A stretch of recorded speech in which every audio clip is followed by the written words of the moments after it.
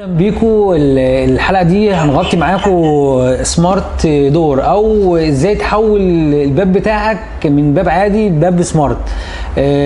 الباب ممكن تتواصل معاه لو انت خارج البيت، كارت بالكارت اكسس، او في كمان امكانيات كتير قوي. انت ممكن تتكلم مع حد قدام الباب. في حاجات كتير قوي في السمارت هوم او سمارت دور مميزه جدا هنتكلم فيها النهارده مع باشمهندس بيتر. النهارده يا جماعه اول شركه مهندس بيتر شركته نيو ديزاين. نيو ديزاين دي موجوده في اكتوبر قدام نجده اكتوبر على طول. اول شركه تعمل سمارت دور للابواب المصفحه. الابواب المصفحه كان في مشكله فيها كبيره ان انت مش هتعرف تركب السمارت دور عشان فيها تفاصيله كده ومحتاجه حاجه معينه. مهندس بيتر عمل فكره كويسه وبدا يركب فيها السمارت دور.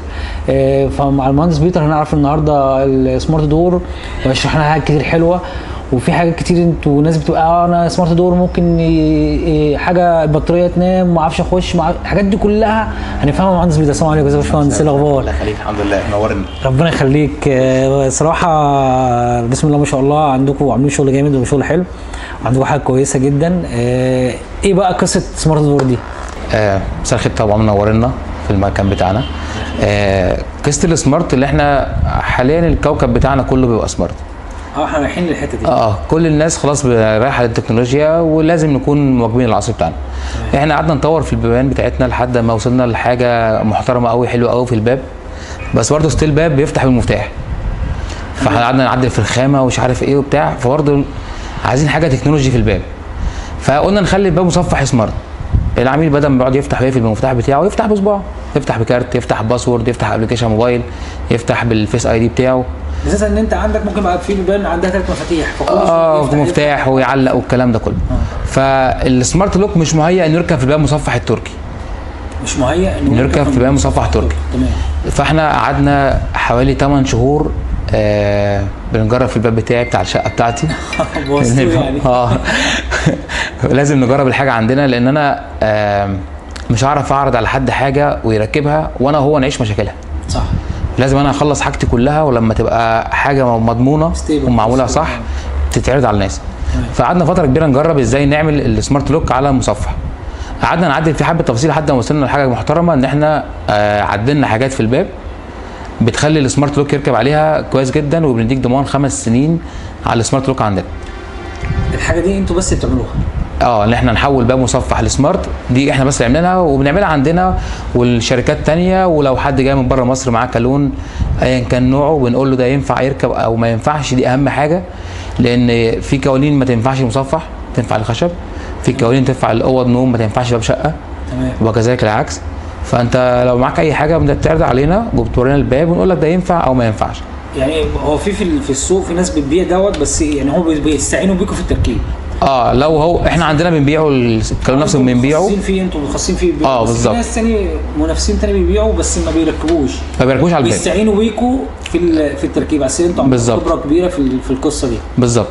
وكمان مش كل الكوالين السمارت تركب على المصفح.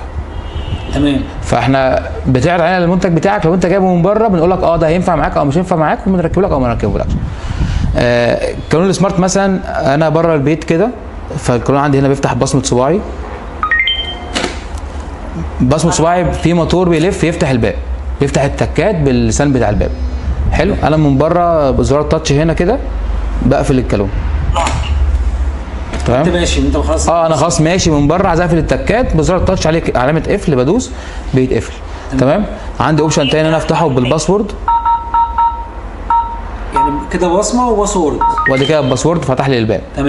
تمام. بقفل الباب من بره عادي او ما اقفلوش زي ما انا احب. عندنا كارت، بنحط الكارت على علامه الكارد اللي هنا كده الباب يفتح. تمام. طبعا في اوبشنز اعلى من كده ان احنا بنفتح بالفيس اي دي بتاعنا، وفي حاجات لسه هنشوف كل الحاجات دي موجوده. يعني اللي احنا نفهمه ان في امكانيات تاني يعني الكالون سمارت في حاجات تفتح بصمه، باسورد، كارت، ابلكيشن موبايل. يعني ايه ابلكيشن موبايل؟ يعني انا كده اهو. كمان بقى عندنا ميزه ثانيه ان احنا نفتح الباب بالتليفون. تمام. ابلكيشن على التليفون. ابلكيشن على التليفون. الكالون بيتوصل بالواي فاي بتاع المكان عندك في البيت. تمام. وبنربطه على الابلكيشن موبايل. انت مثلا مسافر بره مصر نقول حصل عندك مثلا لا قدر الله ما ضربت. فمحتاج حد يخش الشقه بسرعه. تمام. حد من قرايبك مفيده جدا. حلو، فانت حد من قرايبك مش له مفتاح البيت يعني مش لازم يسافر، انا في الشغل مثلا ايا كان، انت عايز دلوقتي عايز حد يخش بسرعه البيت، والدي جنب البيت عايز يخش الشقه يقفل الميه. فانا بعمل ايه؟ هو بيرن الجرس من بره، في علامه جرس هنا بيرنها. هنا عندي على الموبايل هيجي رساله ان في حد رن جرس البيت من بره. تمام. الرساله اهي من فوق، بفتح الرساله كده،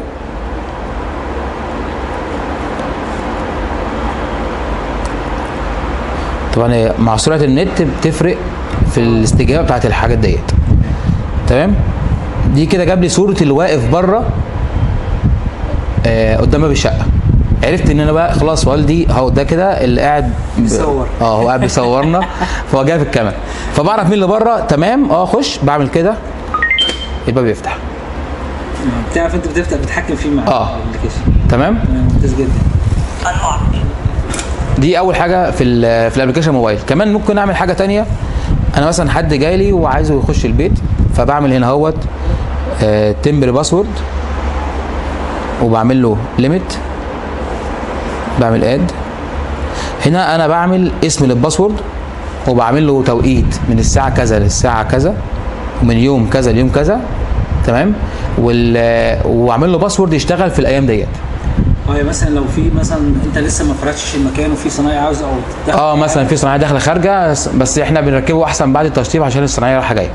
لكن مثلا الميزه دي مثلا تفيدك ان انت مأجر شاليه، يعني في ناس عندنا مثلا في المناطق الساحليه بتأجر شاليه بتاعها. تمام. فهو مش عايز يسافر الساحل كل شويه يغير المفتاح للمستأجر. تمام. فبيعمل ايه؟ بيعمل باسورد مؤقت من يوم 1 ليوم 10، دي الفتره اللي انت مأجر فيها الشاليه مني مثلا. جميل. حلو. من يوم 1 ليوم 10 الباسورد تدخله هيفتح الباب. جميل. يوم 11 جيت ادخل الباسورد مش هيفتح معاك. يبقى كده يبقى انا خدت منك المفتاح من غير ما اجي لك الساحل. لازم تكلمني عشان انا اوافق تخش مكانها ولا لا، واديك باسورد جديد. تمام. فده الابلكيشن موبايل. كمان بيسجل لي الفتحات كلها. يعني انا مثلا مركب الكالون سمارت ومبرمجه على التليفون عندي، وابني مروح بالليل مثلا، قال لي انا روحت الساعه 12 وانا نايم بدري، هو مروح الساعه 4. اعرف منين؟ مشاكل الشباب كده. مثلا هخش على الابلكيشن موبايل هعرف الهيستوري بتاعت فتح وقفل الباب كلها. اي حد دخل، يعني انا مثلا انا معايا الكارت ده، يعني انت كده عاوز، يعني انت كده ده كده يعني كمان تعمل كنترول وانت قاعد في الشغل بتاعك، انت مثلا مش فاضي ممكن تعمل كنترول. الباب اتفتح فيقول لي ان الباب اتفتح عن طريق كذا. يعني مثلا انا معايا الكارت وزوجتي مثلا معاها البصمه، هما للعلم هو بيشيل لحد 300 مستخدم، كلهم باسورد، كلهم بصمات، كلهم كروت زي ما انت عايز. فمثلا انا رقمي على الكالون 002 وزوجتي مثلا 003. فهي راحت فتح الباب، بيجي لي ساعه التليفون ان 003 فتح الباب. فكل مستخدم للكالون بيفتح او يقفل الباب بيجي لي على ابلكيشن موبايل. كمان في خاصيه ضد السرقه. ضد السرقه يعني ايه؟ يعني الكالون ده راكب من بره الشقه، حد حاول يقتحم الباب يكسر الكالون فشاله من مكانه. تمام. في زرار بيبقى راكب في اليد الخارجيه من ورا هنا لازق في الباب. اول ما الكالون يتشم مكانه الزرار ده بيتفتح، يديني سرينه على الكالون بصوت عالي جدا، يديني الارم على الابلكيشن موبايل ان في خطر عند الباب. تمام. وممكن يقفل لك اللوكات بتاعت الكالون اول ما الزرار يتفتح، يكلبش لك الباب ما يخش يتفتح بحيث ما يتفتحش، ويديك انذار ان الباب هناك في حاله خطر ان الباب بيتسرق هناك. ده حاجه اوبشن جميل جدا، يعني حاجه حلوه جدا. ربنا يخليك. مثلا دلوقتي انا مسافر، فرجعت من السفر الكالون فصل شحن مني. دي نقطه مهمه، ان دلوقتي مثلا يقول لك مثلا طب انا ممكن الكالون يفصل شحن، البطاريه بتاعته فيها مشاكل، اعمل ايه؟ طيب ده كالون واحنا بنبرمج فيه فصل شحن، احنا دلوقتي قبل ما نصور على طول. ايوه. فالكالون اهي التكات قفلت والكالون مش راضي يشتغل، لا بصمه، فصل شحن. طيب في حاجتين للطوارئ من بره البيت. اول حاجه هنا تحت من بره البيت في عندنا اهوت مدخل لمفتاح طوارئ. مدخل يد ومفتاح طوارئ، تفتح المفتاح عادي. يعني انا بمسك المفتاح اهو. المفتاح ده بيبقى موجود مع المفتاح ده بتخليه بره البيت، لان ده بتاع حاله الطوارئ، لو حصل مشكله وانا بره البيت اعرف اخش البيت احط في العربيه. فبدخل المفتاح هنا في مكانه،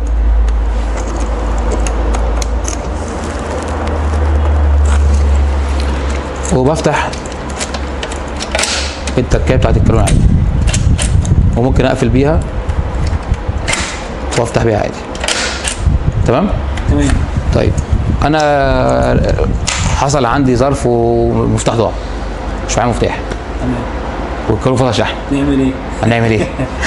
هنا في مدخل بتاع باور بانك من فوق هنا، باور بانك، مدخل لباور بانك. تمام. حلو، فهجيب باور بانك زي واحد معانا ده، او الكالون اهو مش شغال خالص، مش لاقط اي حاجه. تمام،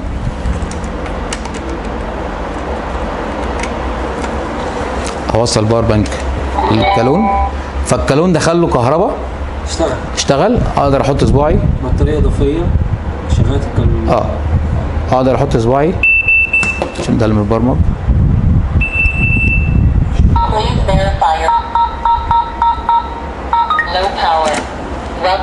دخلت الباسورد او اي حاجه، اي كان اللي متبرمج ايه هو، بتدخل الباسورد او البصمه او اي حاجه وتفتح بيها الباب. تمام. حلو. طبعا الكالون ده مش هيفصل شحن مره واحده، لان هتبقى مصيبه، انا ما اعرفش امتى هيفصل شحن. تمام.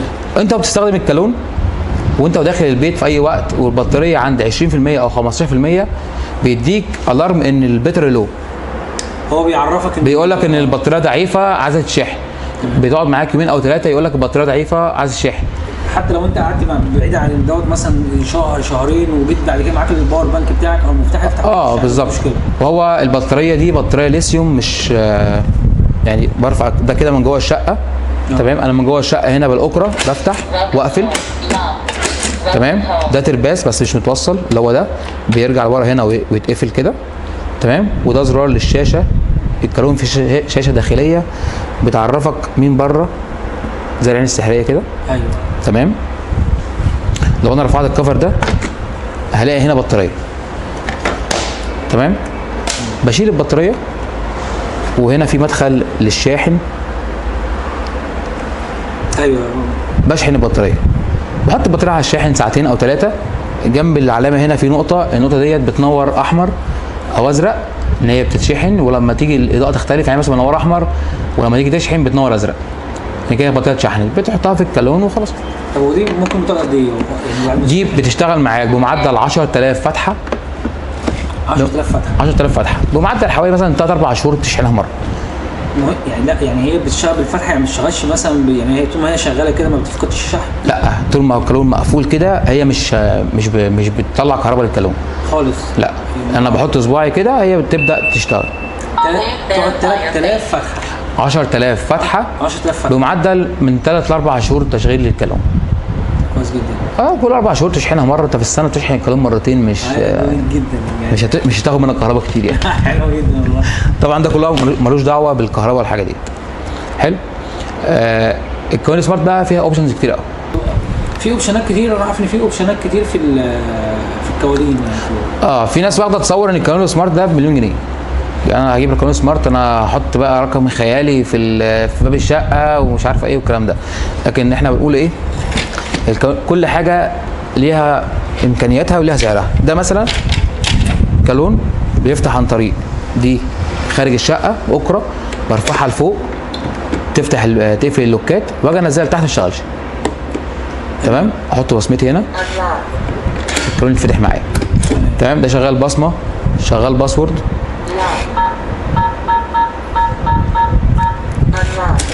بصمه باسورد كارت، وابلكيشن موبايل برضه، برن الجرس من هنا بيرن عندي على التليفون وافتح للواقف بره بالتليفون. ده ستارت الكالون سمارت، بصمه باسورد كارت، ابلكيشن موبايل. اول اوبشن في بيفتح ويقفل بالاكره، من جوه باكره فتح وقفل، ومن بره باكره فتح وقفل. تمام.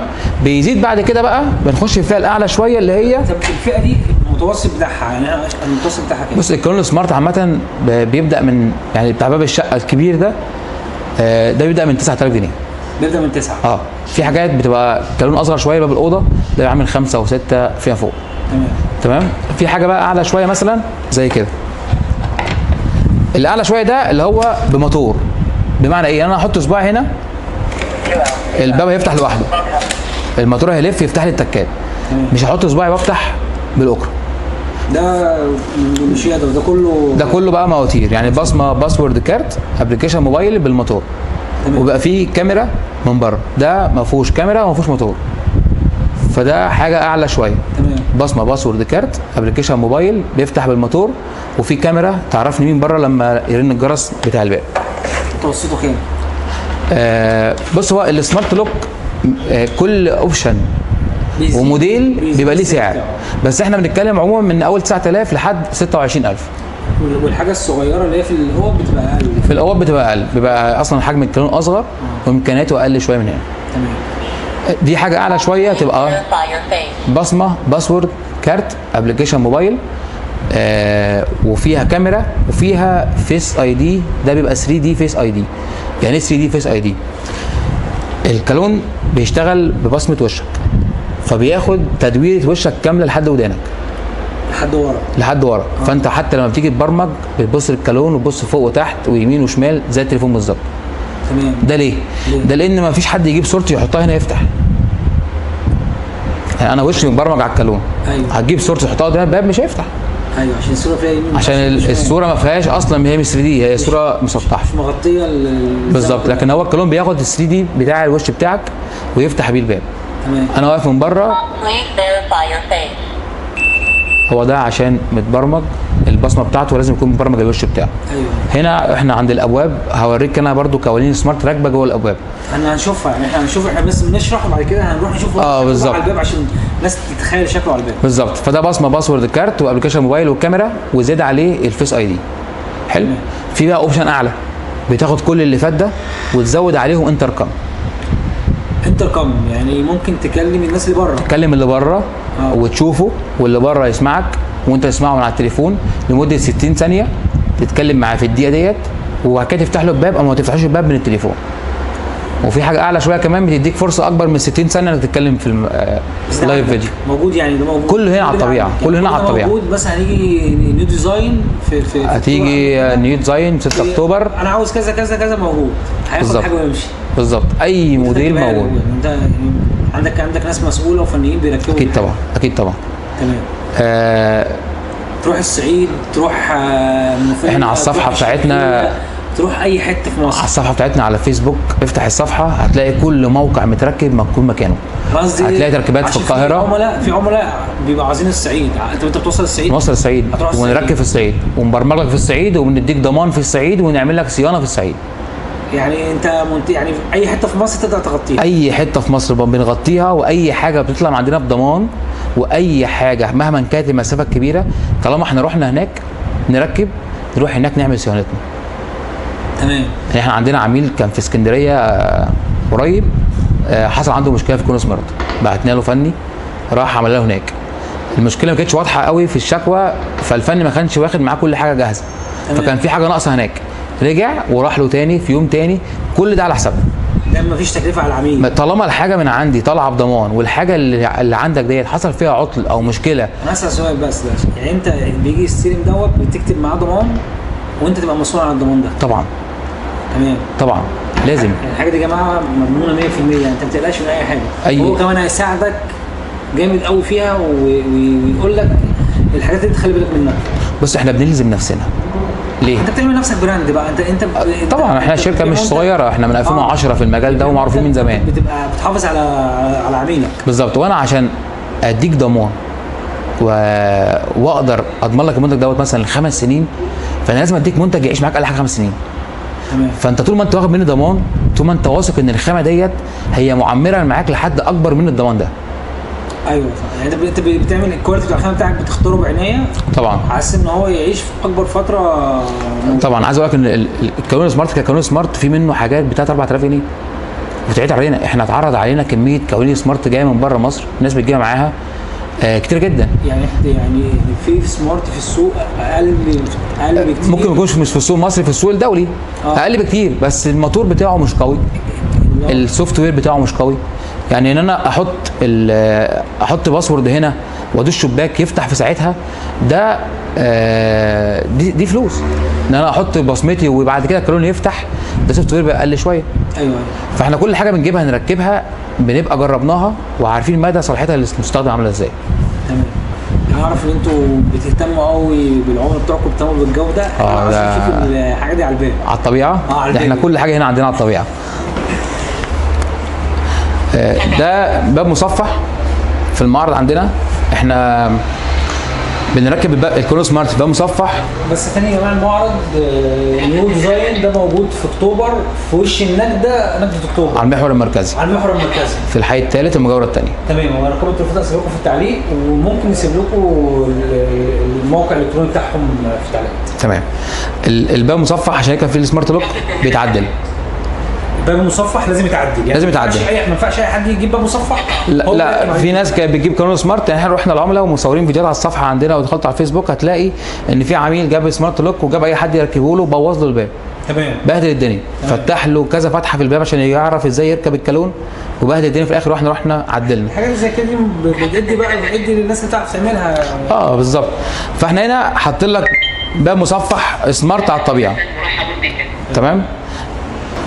زي ما كنت بقول لك احنا هنا عندنا الحاجه على الطبيعه، فده باب مصفح راكب عليه كالون سمارت على الطبيعه.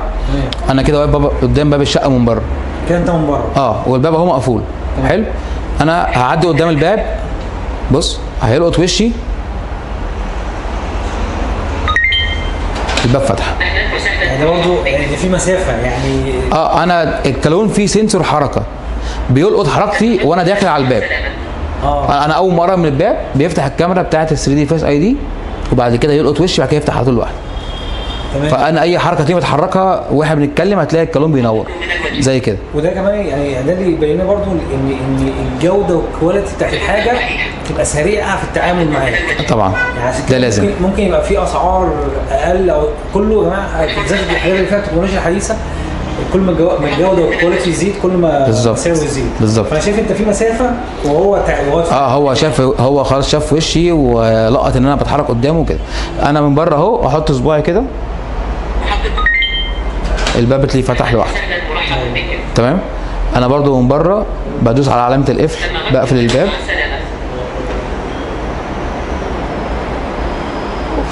انا من بره اهو بعمل باسورد 1 2 3 4 5 6 شباك، تلاقي الباب فتح. طبعا بقى زي ما احنا شرحنا قبل كده، البصمه، الباسورد، الكارت، الابلكيشن موبايل، الفيس اي دي شفناها على الطبيعه. كمان في اوبشن في الباب ان انا ممكن لما اجي افتح الباب اديله، بتحكم انا في الكالون بعد كام ثانيه يقفل ورايا، وممكن الغيها. بمعنى ايه؟ انا دلوقتي داخل الباب اهو، صباعي فتحت الباب، دخلت الباب وقفلت الباب ورايا، عايز اقفل التكات بس مش كل شويه اروح اقفل التكات. هو هتلاقيه لوحده بعد كام ثانيه قفل لوحده، طلع التكات لوحده. تمام. دي انا بقى بحددها مثلا سنتين 4 10 لحد 20 ممكن الغيها خالص. كمان في عندنا في الكالون ده نايت فيجن. انا بره الشقه النور قاطع، مفيش نور خالص. حلو. بعمل بقى الكاميرا هنا، في هنا دول الاثنين دول جنب الكاميرا دول نايت فيجن. النايت فيجن ده هو النور قاطع بره، بيديني صوره واضحه جدا، بيشوف وشي ويفتح والنور قاطع. يعني مفيش نور بره كفايه ان هو يشوف وشي ككاميرا. شغال هو بيشغل نايت فيجن. بيشغل نايت فيجن ويشوف وشي ويفتح على طول. تمام. ده في كل الانواع اللي عندنا، اي باب عندنا في كاميرا في نايت فيجن. جميل جدا. طبعا مفتاح الطوارئ لو حصل حاجه بالمفتاح بقفل وافتح، والباور بانك بتاعنا يعني هو حتى كمان في الديكور وشكل الديكور بتاعه شكله ديكوري، هو شكله تحفه الصراحه. هو مدي منظر جامد للباب. هو في موديل زي ده تحسه روبوت. ده ده كمان حتى لونه ماشي مع الباب يعني. يعني ده يعني عندكم انتوا اشكال كتيره ممكن حتى العميل يختار منها قريب من الباب بتاعه. كل الكوالين السمارت كل اوبشن موجود فيه الاشكال بتاعته. يعني كل اوبشن في الكالون في منه كذا لون، وانتوا عندكم حريه الاختيار، عندكم كل الالوان، بتعمل اللي انت عايزه. بص انت بتيجي هنا تعمل اللي انت عايزه. يعني بتختار الباب اللي انت عايزه بالخامه اللي انت عايزها بالسعر اللي انت عايزه، وتركب عليه الكالون اللي انت عايزه بالاوبشنز اللي انت عايزها والشكل اللي انت عايزه. وانتوا بتعملوا كل حاجه، انت مالكش دعوه، انت بس نقي، واحنا كل حاجه هنعملها لك عندك في البيت. هتستلم كل حاجه 100%، انت بس تعالى نقي. صراحه شباب زي الفل ومبسوط منهم. ربنا يخليك. حاجه كويسه وربنا يكرمكم وربنا يوفقكم.